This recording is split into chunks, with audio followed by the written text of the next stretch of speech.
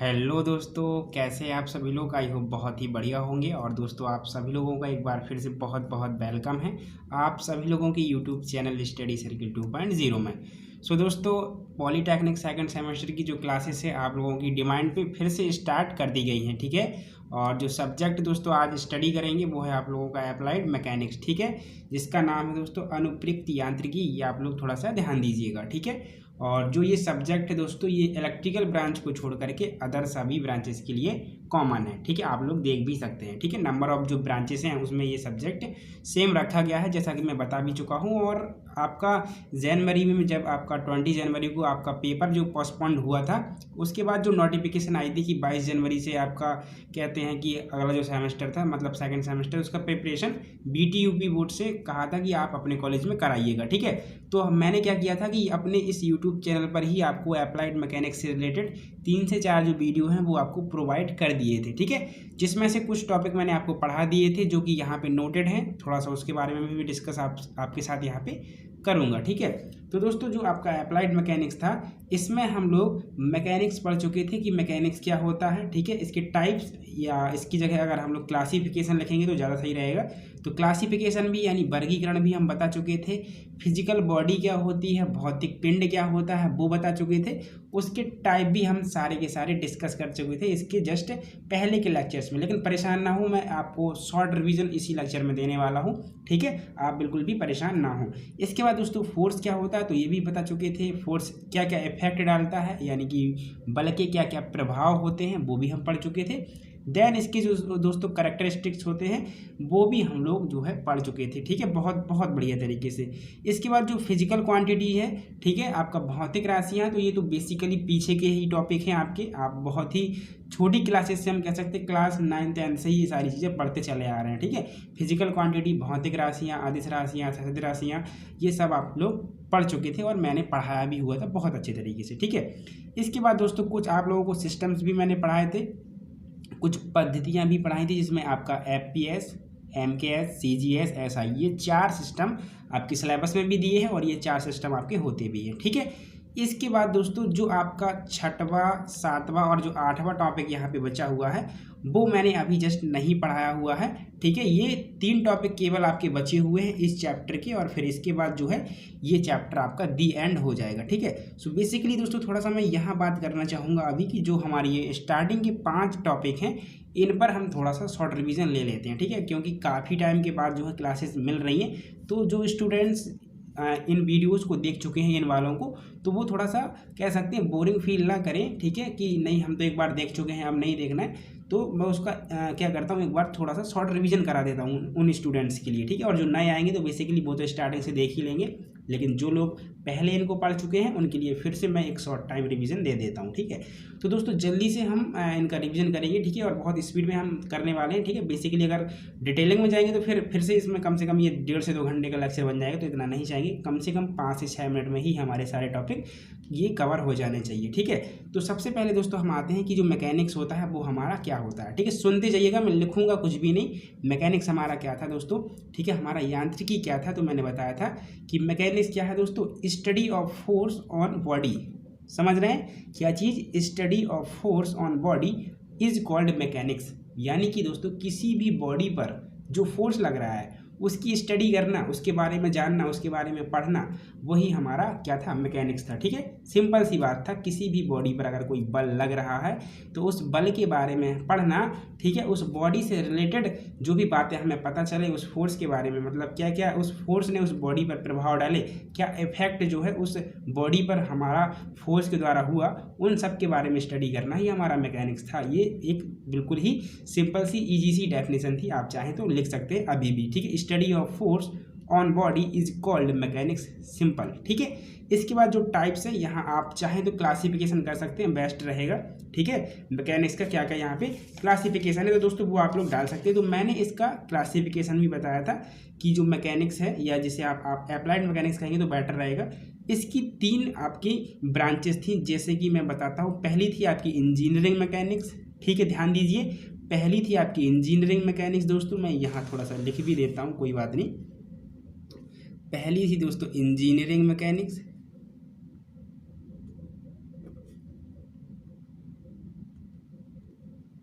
ठीक है। इसके बाद जो दूसरा था तो वो था आपका मैकेनिक्स ऑफ सॉलिड, इसको शॉर्ट में हम मॉस भी कहते हैं, मैकेनिक्स ऑफ सॉलिड। ये एज अ रिवीजन के रूप में आप इस वीडियो को देखिएगा, ठीक है। और जो तीसरा था दोस्तों, देखिए इसको हम स्ट्रेंथ ऑफ मटेरियल भी कहते हैं, इसको दोस्तों हम स्ट्रेंथ ऑफ मटेरियल भी कहते हैं, सोम, स्ट्रेंथ ऑफ मटेरियल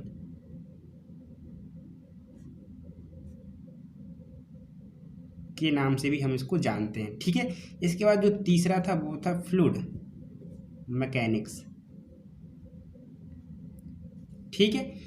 अब इंजीनियरिंग मैकेनिक्स क्या होता है, आपका मैकेनिक्स ऑफ सॉलिड या फिर स्ट्रेंथ ऑफ मटेरियल ये क्या होता है, और आपका फ्लूइड मैकेनिक्स क्या होता है, तो ये हम अब जानते हैं, ठीक है। तो दोस्तों इंजीनियरिंग मैकेनिक्स क्या था कि देखिए मैकेनिक्स में तो हमें ये पढ़ने को मिला कि अगर आप किसी भी फोर्स की स्टडी किसी भी बॉडी पर करते हैं तो वो आपका मैकेनिक्स है, ठीक है। लेकिन जब उसी फोर्स की स्टडी आप लोग रिजिड बॉडी पर करते हैं, रिजिड बॉडी यानी कि ठोस पिंड पे करते हैं, तो वो आपका इंजीनियरिंग मैकेनिक्स हो जाता है। देन आफ्टर आप अगर उसी फोर्स की स्टडी कहते हैं डिफॉर्मेबल मतलब विरूपक पिंड के ऊपर करते हैं, तो वो आप लोगों का मॉस या फिर सोम कहलाता है, ठीक है। Study of force on rigid body is called engineering mechanics. And then after हम यहाँ बोल सकते हैं कि study of force on deformable body is called moss और सोम, ठीक है। हिंदी में भी मैं बोल देता हूँ, आप लिख लीजिएगा। किसी भी बल का किसी भी दृढ़ पिंड पर प्रभाव और उसके बारे में पढ़ना हमारा इंजीनियरिंग मैकेनिक्स कहलाता है, ठीक है। और दोस्तों अगर उसी बल का हम कह सकते हैं प्रभाव हम लोग किसी भी विरूपक पिंड जिसे हम कहते हैं डिफॉर्मेबल बॉडी, ठीक है, उस पर अगर हम पढ़ते हैं, ठीक है, तो वो हमारा मॉस और सोम कहलाता है। और अगर उसी फोर्स की स्टडी हम लोग किस पर करते हैं, फ्लूइड पर करते हैं, ठीक है। किस पर करते हैं, फ्लूइड पर करते हैं, जिसे हम तरल कहते हैं, जो बह सकते हैं, नॉर्मल टेम्परेचर एंड प्रेशर पर बह सकते हैं, ऐसे मटेरियल हमारे फ्लूइड कहलाते हैं। इसमें हमारी दो चीज़ आती हैं, एक हमारा गैस आता है, एक हमारा लिक्विड आता है, ठीक है। ये दो चीज़ हमारी फ्लूइड में आती है, तो इन दोनों पर स्टडी जब हम करेंगे तो वो हमारा फ्लूइड मैकेनिक्स आएगा, जो कि आपको थर्ड सेमेस्टर में पढ़ाया जाएगा। ये भी आपको थर्ड सेमेस्टर में पढ़ाया जाएगा। और जो इंजीनियरिंग मैकेनिक्स है वो जस्ट अभी हम स्टडी करेंगे, ठीक है। यही सब्जेक्ट है आप लोगों का, ठीक है। तो आपका ये रिवीजन यहाँ पे इसका कंप्लीट हुआ मैकेनिक्स का, ठीक है। ओके दोस्तों, इसके बाद देखिए फिजिकल बॉडी था, देखिए सेकंड टॉपिक। तो फिजिकल बॉडी क्या था, भौतिक पिंड। अब भौतिक से तो सीधे समझ में आता है कि अगर हम उसको छू सके, टच कर सके, तो वो फिजिकल बॉडी है, ठीक है। फिजिकल बॉडी दो तरीके की थी, एक थी सॉलिड, एक थी हमारा फ्लूइड। अब सॉलिड क्या होता है तो सभी को पता है, बताने की जरूरत नहीं है। और फ्लूइड क्या होता है तो जो तरल होता है, जो बह सकता है, वो आपका फ्लूइड होता है, ठीक है। इसके बाद सॉलिड बॉडी क्या थी, वो दो तरीके की हो सकती है, एक रिजिड दोस्तों और दूसरा डिफॉर्मेबल, ठीक है। अब सुनते जाइएगा, ठीक है, क्योंकि वैसे टाइम बहुत लग जाएगा, ठीक है। अब जो सॉलिड बॉडी थी वो हमारी दो तरीके की थी, एक थी रिजिड, एक थी दोस्तों हमारी रिजिड और एक थी हमारी डिफॉर्मेबल, ठीक है। तो रिजिड बॉडी क्या होती थी, डिफॉर्मेबल बॉडी क्या होती थी, मैंने एक कंडीशन रखी थी कि किसी भी जो बॉडी है वो हमारी रिजिड या फिर डिफॉर्मेबल किस पर डिपेंड करती है, तो वो बॉडी एक क्रिटिकल लोड, किस पर दोस्तों, एक क्रिटिकल लोड पर डिपेंड करती है। हर एक बॉडी का अपना एक क्रिटिकल लोड होता है, ठीक है। और उस लोड के नीचे अगर आप लोग लोड लगाते हैं, मतलब क्रिटिकल लोड के नीचे अगर आप बॉडी पर लोड लगाते हैं तो वो बॉडी रिजिड रहेगी। और क्रिटिकल लोड के ऊपर लोड अगर आप लोग लगा देंगे तो बॉडी डिफॉर्मेबल हो जाएगी। डिफॉर्मेबल मतलब विरूपित हो जाएगी, उसका आकार एंड आकृति बदल जाएगा, ठीक है। तो क्रिटिकल लोड क्या होता था ये भी मैंने बताया था दोस्तों आप लोगों को। तो क्रिटिकल लोड क्या होता था, क्रिटिकल लोड एक ऐसा लोड और हम कह सकते हैं वह मिनिमम लोड होता था जो कि हम किसी बॉडी पर अप्लाई करते थे, जो कि क्या करता था, उस बॉडी में डिफॉर्मेशन कर देता था, ठीक है, यानी कि विरूपण कर देता था, उसका आकार एंड आकृति बदल देता था, ठीक है। तो वो हमारा क्रिटिकल लोड कहलाता है, ठीक है। ये शॉर्ट टॉपिक है और जो कि बहुत जल्दी मुझे फिनिश भी करने हैं। तो आपका रिजिड एंड डिफॉर्मेबल ये दो चीज़ें कंप्लीट हुई, ठीक है। इसके बाद दोस्तों आपका क्या था, ये जो डिफॉर्मेबल मैंने बताया ये भी दो तरीके का था, आपका इलास्टिक एंड प्लास्टिक, ठीक है। आपका कौन कौन था, इलास्टिक, प्लास्टिक, और आप एक और ऐड करना चाहें तो कर सकते हैं इलास्टो प्लास्टिक। आप एक और ऐड करना चाहें तो कर सकते हैं इलास्टो प्लास्टो, ये दो चीज़, ठीक है।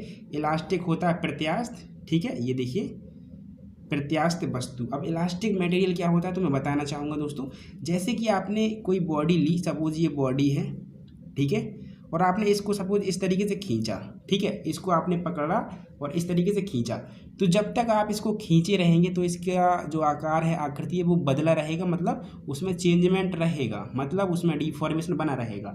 और जैसे ही आप इसको छोड़ेंगे तो वो अपने ओरिजिनल शेप एंड साइज में आ जाएगी। तो ऐसी जो बॉडी है वो हमारी इलास्टिक बॉडी होती है, ठीक है, ओके। और जो प्लास्टिक होता है उसमें क्या होगा कि अगर आप इसी बॉडी को एक बार खींच देंगे तो वो खिंची की खिंची ही रह जाएगी, ठीक है, उसमें डिफॉर्मेशन कहते हैं, परमानेंट टाइम के लिए हो जाता है। ऐसा नहीं है कि आपने उसको खींचा और छोड़ दिए तो फिर वापस आ जाएगी, ऐसा नहीं होगा प्लास्टिक में, ठीक है।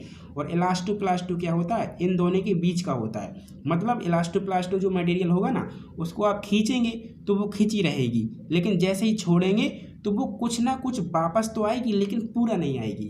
क्या होगा, अपने ओरिजिनल शेप एंड साइज में पूरी तरीके से नहीं आएगी, मतलब आएगी, कुछ आएगी, लेकिन पूरी तरीके से नहीं आएगी, ठीक है दोस्तों। तो आपका ये कंप्लीट हुआ। यहाँ पे कोई दिक्कत होनी चाहिए, किसी को नहीं होनी चाहिए। अब इलास्टिक का एग्जाम्पल आपका रबर बैंड हो जाता है, ठीक है, इलास्टोप्लास्ट आप पॉलीथीन ले सकते हैं, ठीक है। तो ये आप लोग थोड़ा सा डिस्कस करिए, उन लेक्चर्स में मैंने सभी चीज़ डिटेलिंग में बताई हुई है, बस यहाँ मैं शॉर्ट टाइम रिविजन आपको दे रहा हूँ, ठीक है। इसके बाद फोर्स क्या होता है, ठीक है।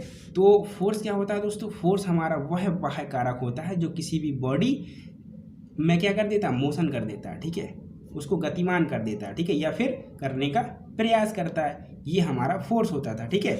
और मैंने एक चीज़ बोली कि ये बाह्य कारक है। बाह्य कारक क्यों है, सपोज ये कोई बॉडी यहाँ रखी हुई है, तो अगर हम फोर्स लगाएंगे तो हो सकता है हम फोर्स यहाँ से लगा दें, या हम हो सकता है आगे से खींच लें इसको इस तरीके से आप फोर्स लगाकर, तो ये फोर्स हमारे द्वारा लगाया जाता है, इसलिए हम बोलते हैं कि बल वह बाह्य कारक है। बाह्य कारक का मतलब ये है कि वो हमारे द्वारा लगाया जाता है, ठीक है ना, ओके। सो बल क्या है, बल वह बाह्य कारक है जो किसी भी वस्तु में मूवमेंट कर देता है या करने का प्रयास करता है। अब कर देता है या करने का प्रयास करता है, ऐसा क्यों, क्योंकि देखिए अगर ये कोई बॉडी रखी है मान लीजिए, और ये 10 किलो न्यूटन की है, कितने की है, 10 किलो न्यूटन की, और मैंने इस पर फोर्स लगा दिया 12 किलो न्यूटन, तो ये बॉडी खिंच जाएगी, ठीक है। तो यानी कि उसने क्या किया, बॉडी में मूवमेंट ला दिया, ठीक है, उसको गतिमान कर दिया। लेकिन सपोज यही 12 किलो न्यूटन का फोर्स मैं ना लगा करके यहाँ 8 किलो न्यूटन लगाता, तो मतलब मैंने फोर्स तो लगाया लेकिन बॉडी नहीं खींची, मतलब मैंने प्रयास तो किया ना। तो यहाँ पे कहने का मतलब ये है कि जो बल है वो वस्तु में गति उत्पन्न कर सकता है और नहीं भी कर सकता, या हम कह सकते हैं करने का प्रयास कर सकता है, लेकिन हमने फोर्स तो लगाया था, ठीक है। तो वही यहाँ कहने का मतलब है कि बल वह बाह्य कारक है जो किसी भी वस्तु की कह सकते गति की अवस्था में परिवर्तन कर देता है या फिर करने का प्रयास करता है। और एक मैंने मोस्ट इंपॉर्टेंट यहाँ पॉइंट बोला कि बल वह बाह्य कारक है। बाह्य कारक का मतलब ये है कि वो हम लोग बाहर से लगाते हैं, ठीक। चलिए, तो ये अब आपका यहाँ पे जो फोर्स है वो आपका कंप्लीट हुआ। और फोर्स का इफेक्ट की अगर हम बात करें तो यहाँ कहने का मतलब ये है कि जो फोर्स है उसकी इफेक्ट यानी कि प्रभाव क्या क्या है। तो दोस्तों फोर्स क्या कर सकता है, देखिए जैसे कि एक ये कैप है, तो ये कैप में मूवमेंट कर सकता है फोर्स इस तरीके से। सपोज ये कोई आपका कोई गुटका होता या कोई पत्थर का टुकड़ा होता, तो अगर आप उसको पुल या पुश करते इस तरीके से तो वो उस मूवमेंट में आ जाता, समझ रहे हैं ना। तो मतलब फोर्स का इफेक्ट क्या क्या है कि वो किसी भी बॉडी में क्या क्या क्या क्या क्या कह सकते हैं दोस्तों, मूवमेंट ला सकता है, मतलब उसमें गति ला सकता है, मतलब उस वस्तु को गतिमान कर सकता है। या फिर ये बताइएगा कि बॉडी पहले से मूवमेंट में थी, मतलब गति कर रही थी, तो अगर मैं अपोजिट साइड में फोर्स लगाऊंगा तो बॉडी रुक भी तो सकती है। तो मतलब फोर्स वस्तु को गतिमान ही नहीं करता, मतलब वस्तु को कह सकते हैं रेस्ट पोजीशन में भी लाता है, यानी कि उसकी गति का अवरोध भी करता है, ठीक है, कौन, फोर्स, ठीक है। और ऐसा भी तो हो सकता है कि अगर बॉडी इस डायरेक्शन में जा रही थी ऐसे, ठीक है, ध्यान दीजिए, बॉडी इस डायरेक्शन में जा रही थी ऐसी, और मैं साइड से फोर्स ऐसे लगा दूं तो उसकी डायरेक्शन भी तो चेंज हो सकती है, ठीक है। तो फोर्स क्या कर सकता है, किसी भी बॉडी की डायरेक्शन भी चेंज कर सकता है। तो ये 3 से 4 मैंने इफेक्ट आपको बताए, और जो मैक्सिमम इफेक्ट है वो आपको सोच करके बताने हैं, ठीक है, और लिखने भी हैं। अब कैरेक्टरिस्टिक्स की बात करें तो कैरेक्टरिस्टिक्स भी कुछ आपके जो फोर्स के होते हैं, ठीक है, हर किसी की कुछ ना कुछ कैरेक्टरिस्टिक्स होते हैं, जिसे हम हिंदी में लक्षण कहते हैं। तो हर एक इंसान की अपनी कुछ खास बातें होती हैं, कुछ लक्षण होते हैं, उसी तरीके से यहाँ पे फोर्स के भी होते हैं। तो क्या क्या होते हैं कि फोर्स का एक मैग्नीट्यूड होता है, एक परिमाण होता है। कैसे, सपोज आप इस बॉडी पर कोई फोर्स लगाएंगे तो फोर्स का कुछ ना कुछ मैग्नीट्यूड तो होगा। आपने 10 किलो न्यूटन का लगाया, 20 किलो न्यूटन का लगाया, तो कुछ ना कुछ उसका मैग्नीट्यूड होता है, ठीक है। और मैग्नीट्यूड के साथ साथ उसका क्या होता है, लाइन ऑफ एक्शन होता है, मतलब उसकी खुद की एक क्रिया रेखा होती है, ठीक है, जिस पर वो वर्क करता है, ठीक है। तो लाइन ऑफ एक्शन होती है, मैग्नीट्यूड होता है, और हम कह सकते हैं डायरेक्शन भी होती है, ठीक है। क्या होती है, डायरेक्शन। तो मैग्नीट्यूड एंड डायरेक्शन दोनों होने की वजह से ही हमारा ये एक वेक्टर क्वांटिटी है। क्या है, एक वेक्टर क्वांटिटी है, एक सदिश राशि है, ठीक है। यहाँ आप इन चीज़ों को ध्यान रखना है, ठीक है दोस्तों। और जो फोर्स है वो किसी एक पर्टिकुलर पॉइंट पे वर्क करता है। आप देखिएगा तो ये एक पर्टिकुलर पॉइंट पे जो है आपका फोर्स वर्क कर रहा है, ठीक है। तो ये कुछ इसके कैरेक्टरिस्टिक्स हैं जो कि मैंने आप लोगों को बताए, ठीक है। तो ये आप लोग अच्छे से समझ सकते हैं, ठीक है। इसके बाद आगे बढ़े फिजिकल क्वांटिटी। तो भौतिक राशियाँ मैं इस पर चर्चा नहीं करूँगा क्योंकि ये आप बहुत ही पीछे की क्लासेस से पढ़ करके चले आए हैं, ठीक है। फिजिकल क्वांटिटी जो भी फिजिक्स में आप क्वांटिटी पढ़ेंगे सारी की सारी फिजिकल क्वांटिटी है। टाइप्स की बात करूँ तो आप स्केलर पढ़ सकते हैं, वेक्टर पढ़ सकते हैं, टेंसर पढ़ सकते हैं, ठीक है। समझ रहे हैं। स्केलर में क्या होगा, आपका मैग्नीट्यूड होगा, डायरेक्शन नहीं होगी। वेक्टर में क्या होगा, दोनों चीज़ें होंगी, ठीक। तो ये आप लोग डिस्कस कर लेना। इसके बाद दोस्तों डिफरेंट सिस्टम्स हैं आपके, जिसे हम पद्धति कहते हैं। तो पद्धति आपकी FPS थी, MKS थी, CGS थी और SI थी, ठीक है। अब थोड़ा सा इसको समझ लीजिएगा क्योंकि ये काफ़ी इंपॉर्टेंट है, इन फ्यूचर बहुत काम आएगा। जब भी न्यूमेरिकल आप लगाएंगे तो कोई भी अगर आपको कह सकते हैं वैल्यू अगर दी गई है तो हो सकता है वो आपको एक सिस्टम से दूसरे सिस्टम में चेंज करनी पड़े, और जो मैक्सिमम हम करते हैं वो हम MKS में ही ले करके चलते हैं सारी कैलकुलेशंस को, ठीक है। ध्यान रखिएगा, चाहे आप आगे 3rd सेमेस्टर में जाएंगे, चाहे आप 4th सेमेस्टर में जाएंगे, तो कभी भी न्यूमेरिकल लगाइएगा तो हमेशा वहाँ पे जो वैल्यू आपको दी जाएंगी, हो सकता है कोई आपका मीटर में दिया है, कोई सेंटीमीटर में दिया है, कोई MM में दिया है, तो ऐसे कैलकुलेशन नहीं होती है। उनको एक समान करना पड़ता है, किसी एक सिस्टम में सारी चीज़ों को ला करके उनको सॉल्व हमेशा ये आपको करना होता है, ये आपको ध्यान रखना है, ठीक है। तो अब FPS का मतलब क्या होता है दोस्तों, तो जो भी यहाँ अंग्रेजी वर्णमाला के लेटर लिखे हुए हैं, ठीक है, यहाँ भी 3 है, यहाँ भी 3 है, यहाँ भी 3 है, ठीक है। तो जो पहला लेटर है दोस्तों वो आपका किसको दिखाएगा, वो आपका दोस्तों दिखाएगा लेंथ को। दूसरा जो है वो आपका दिखाएगा मास को।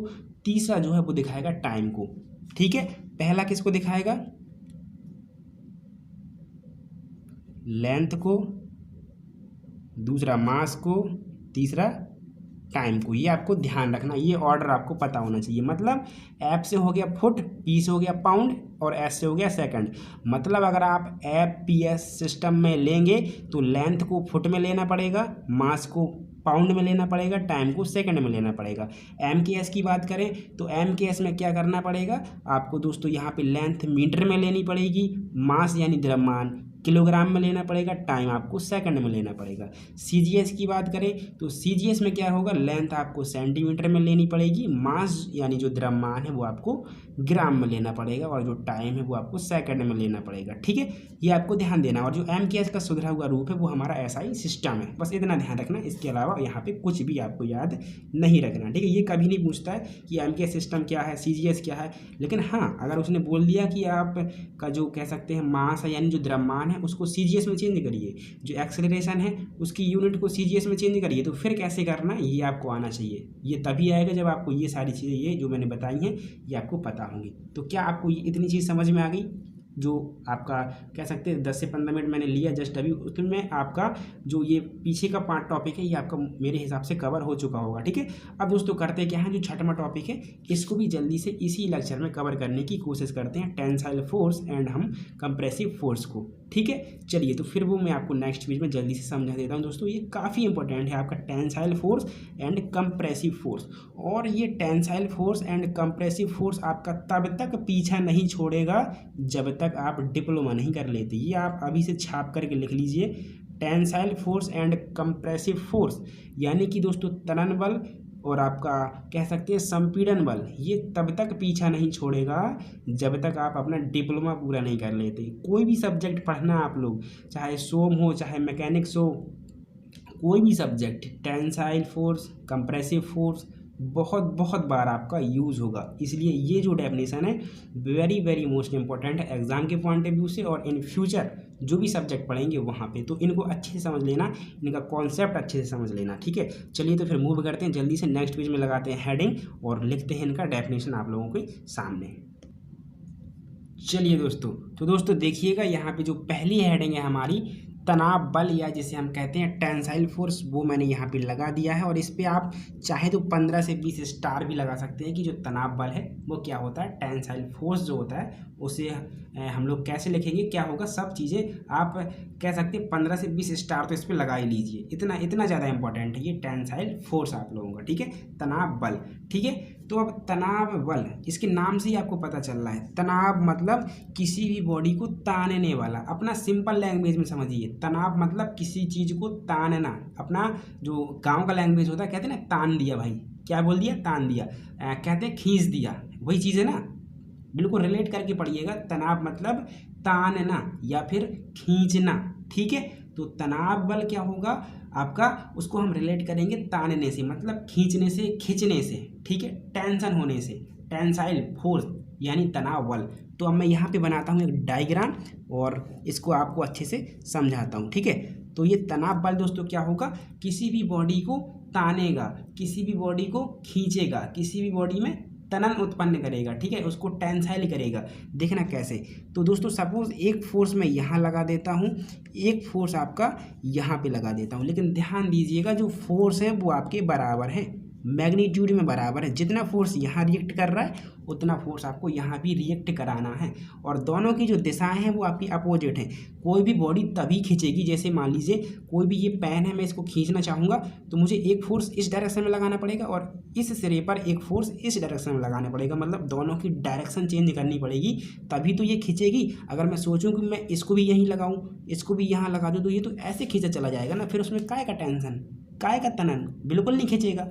तो इसीलिए ये फिगर इस तरीके से मैंने डिज़ाइन किया हुआ है कि इसमें एक फोर्स यहाँ दिखाया है और एक फोर्स मैंने यहाँ दिखाया हुआ है, तभी तो ये बॉडी खींचेगी, तभी इसी बॉडी में तनन आएगा, तभी इसी बॉडी में टेंशन आएगा। बस कंडीशन ये है कि दोनों फोर्स आपके बराबर होंगे, ठीक है, तभी इसमें आपका टेंशन आएगा। तो अब इसकी डेफिनेशन कैसी बनेगी दोस्तों, इसकी डेफिनेशन हम कैसे बनाएंगे ये आप लोगों को ध्यान देना, ठीक है। तो किसी भी बॉडी पर कार्य करने वाले, ध्यान दीजिए, किसी भी बॉडी पर कार्य करने वाले ऐसे दो समान परिमाण व विपरीत दिशा में, ध्यान दीजिए, किसी भी बॉडी पर कार्य करने वाले दो समान परिमाण व विपरीत दिशा वाले बल जो कि अपनी क्रिया रेखा की दिशा में वस्तु को खींचने का प्रयास करते हैं, तनाव बल कहते हैं। अब सर बहुत लपेट दिया आपने, ठीक है ना, बहुत लपेट दिया, कुछ समझ में नहीं आया, मुझे ऐसा लग रहा है, फील कर रहा हूँ, लेकिन आप सीधा समझिएगा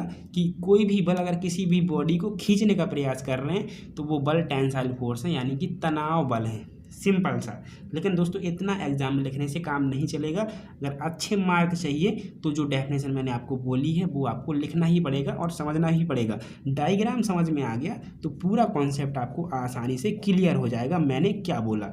मैंने जो अभी छोटी डेफिनेशन बोली है वो आप लिख सकते हैं कि कोई भी फोर्स अगर किसी भी बॉडी को खींचने का प्रयास करता है, तानने का प्रयास करता है, तो क्या होगा, वो हमारा टेंसाइल फोर्स होगा, सिंपल सी बात है, ठीक है। लेकिन जो मैंने एक स्टैंडर्ड डेफिनेशन आपको बोली है वो थोड़ा सा आप लोग ध्यान रखेंगे, ठीक है।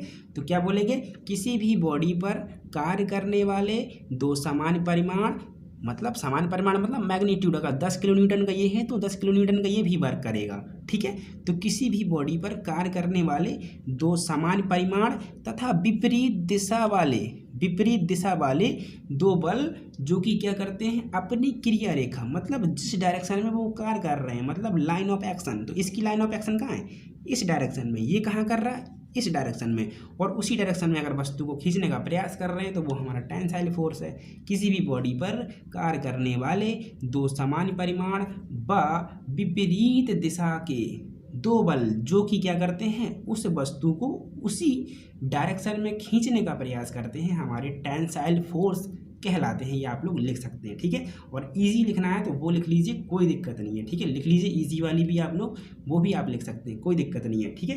किसी भी बॉडी पर कार्य करने वाले बल जो कि उस बॉडी को अपनी क्रिया रेखा की दिशा में खींचने का प्रयास करते हैं तनाव बल कहलाते हैं। ठीक है, तो सिंपल सी बात थी दोस्तों, आई होप आपको समझ में आ गई होगी। ठीक है, किसी भी बॉडी पर अगर आपके दो फोर्स लगे हुए हैं और वो क्या कर रहे हैं, बॉडी को खींचने का प्रयास कर रहे हैं, ये खींचने का ही तो प्रयास कर रहे हैं। ये इस डायरेक्शन में बोल रहा है भाई चलो, ये बोल रहा है इस डायरेक्शन में चलो, तो अब बॉडी क्या होगी, खींचेगी ना इस तरीके से, ऐसे तो खींचेगी बॉडी। ठीक है, यानी कि उसमें तनाव होगा, तनन होगा। ठीक है, तो वही हमारा ये टेंसाइल फोर्स कहलाएगा। अब जो दूसरा था संपीड़न, दूसरा था हमारा संपीड़न, कंप्रेशन, या हम कंप्रेसिव बोल सकते हैं, कंप्रेसिव फोर्स। ठीक है, तो अब कंप्रेसिव फोर्स क्या होगा, कंप्रेसिव को हिंदी से रिलेट करिए संपीड़न, दबाना। क्या चीज़, दबाना। तो अगर कोई भी फोर्स किसी बॉडी को दबाएंगे यानी कि संपीड़न करेंगे तो वो हमारा कंप्रेसिव फोर्स हो जाएगा। सिंपल सी बात है। इसमें क्या था, इसमें जो फोर्स थे वो बॉडी को खींच रहे थे, बाहर की ओर खींच रहे थे, उसमें तनन कर रहे थे, उसमें तनाव उत्पन्न कर रहे थे। लेकिन संपीड़न में क्या होगा, बॉडी को दबाएंगे। देखना कैसे दबाएंगे, फिगर से समझिए, फिगर से। ये होगी हमारी बॉडी।